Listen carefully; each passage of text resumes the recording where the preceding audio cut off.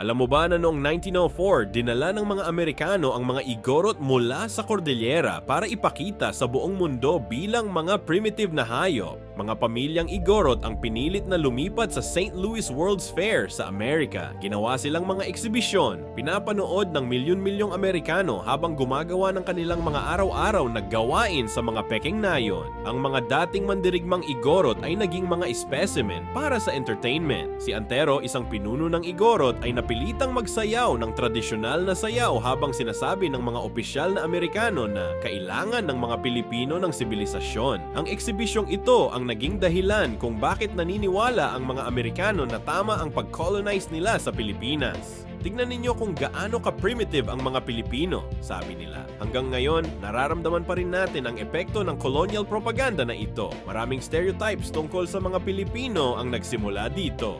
Lesson: ang pag-unawa sa nakaraan ay nagbibigay ng lakas para labanan ang mga prejudice ngayon. Ano sa tingin mo, paano natin mababago ang mga stereotype na ito?